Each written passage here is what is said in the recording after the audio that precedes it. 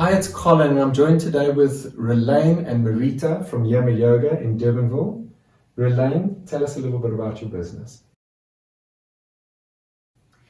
Yama Yoga started in 2015. We opened up as a hot yoga and Pilates studio. And I got my mom involved with teaching the Pilates. And I did a Bikram, or now otherwise known as Hot 26 course. And then I started also training in Vinyasa.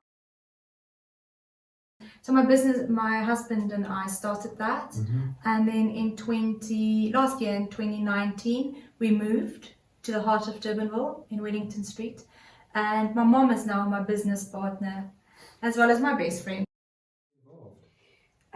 Well, I used to live in Wilderness where I taught Pilates, and then moved to Rubik West, bit of a gypsy, and I used to come through to teach, drive through, go back, drive through, teach, go back. Eventually I stayed over at Rolaine's house, and that just got too much, and she decided Mom has to move, so Mom had to move. And yeah, that's how I got involved full time.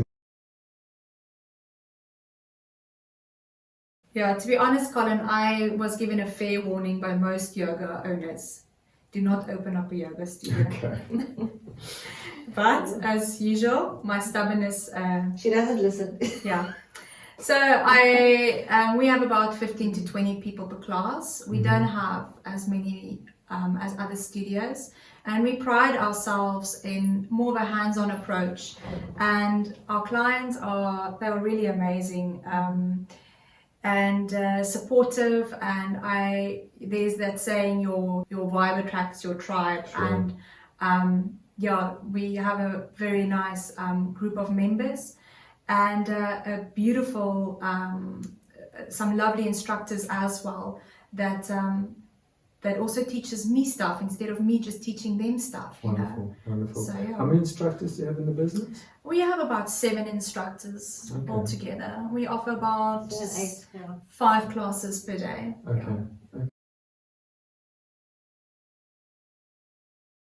But the reason why we're here is that things have changed, yeah?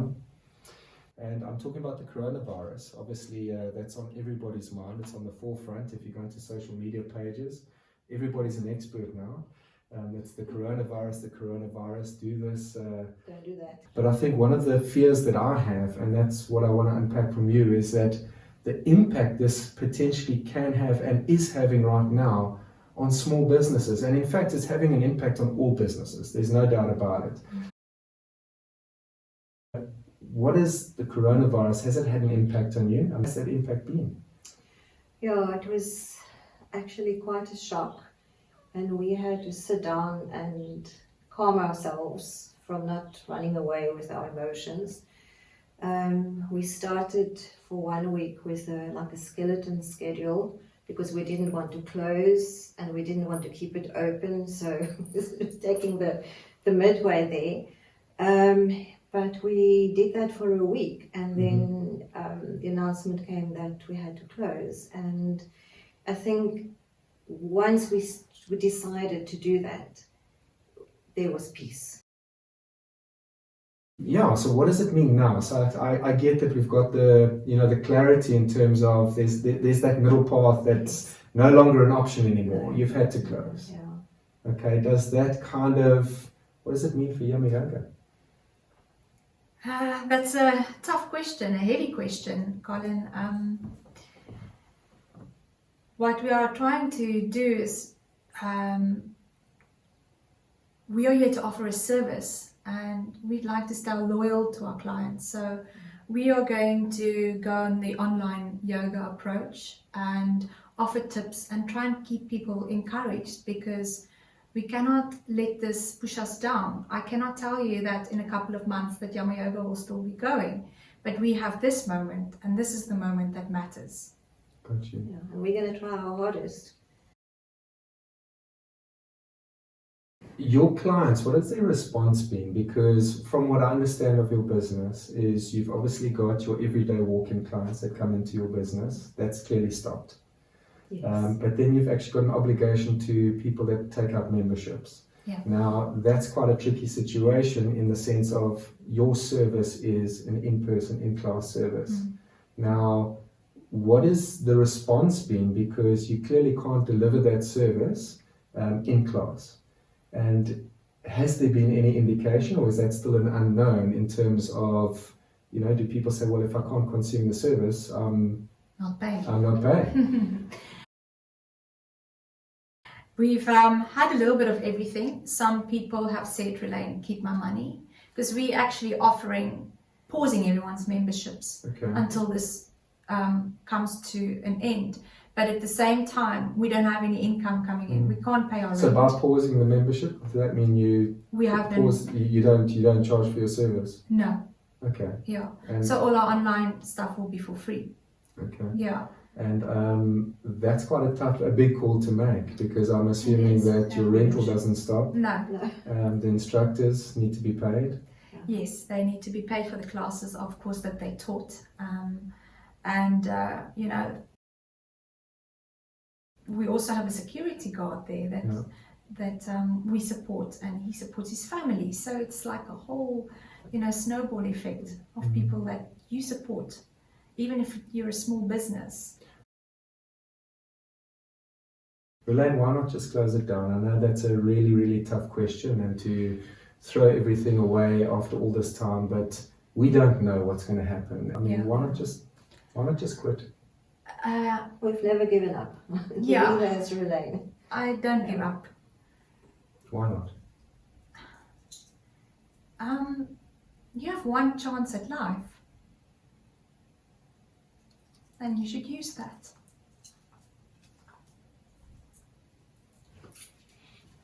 Yeah, Rolaine had, when was it, 2013? 2013, I was 31. Yeah, she had quite a horrible accident. Now we're all full of tears. And that's how her path began with yoga, which was, she had a very successful business before that, and it stopped. And this is how she got going into yoga, but that's her story.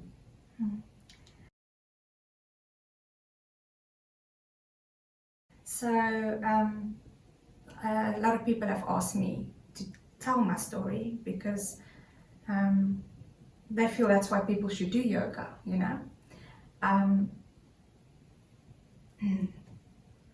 So in 2013, I visited a chiropractor, and he manipulated my neck, and 20 minutes thereafter I collapsed. My husband, I couldn't move, and for a while I couldn't speak as well, so I just lay there helpless, kind of the situation we are now in the moment as well, that helpless situation. But help came. Nothing is always the same. Things move on, and we have to focus on those moments as well.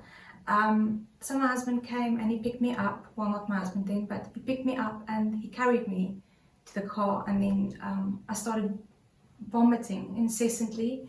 And when I got to the hospital, they told me I had vertigo. They wanted to send me home because, my boy, because obviously things like this don't happen, right? And as I had hiccups, I couldn't walk, so I was in a wheelchair. Long story short, I was in the hospital, and on day 5 I was in the ICU, and the doctor came to me and he said to me, obviously they've known already after all my MRI scans and those things, that I've ruptured the artery in the back of my neck. And then he told me, listen, Rolaine, you've had a stroke. Wow. And that's a little bit like a... Yeah, it's like my whole body went cold, even in the shape that I was in. And I'm 31 years of age, and I was always healthy. I danced. It's not supposed to happen. No. What did I do to deserve this? Is kind of what you ask yourself. And they said I was going to be in the wheelchair for 6 months, and my mom stopped all the classes. and she moved down from Wilderness, and she had to feed me. She had to put me in the bath. And my dad sometimes came around and he would take me out of the wheelchair and I would walk with support. And it was a month. And I got out of the wheelchair. Wow. And But it was hard work. it was hard work. People think, oh, look at you. You can do handstands. You can do this. You can do that. But they don't know your path. You know, we all have a story.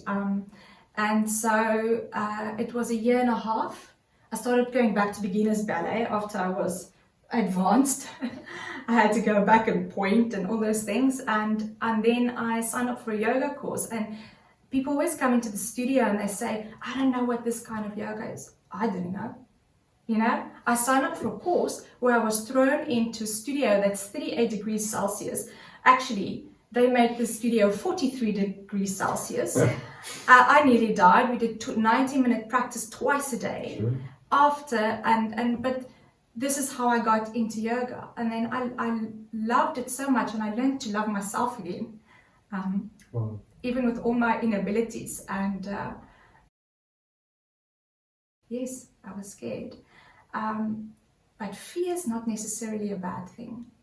I feel fear is something, depending on how you receive it, depending on how you react to it, you can change it around to something that empowers people, and it can carry you through.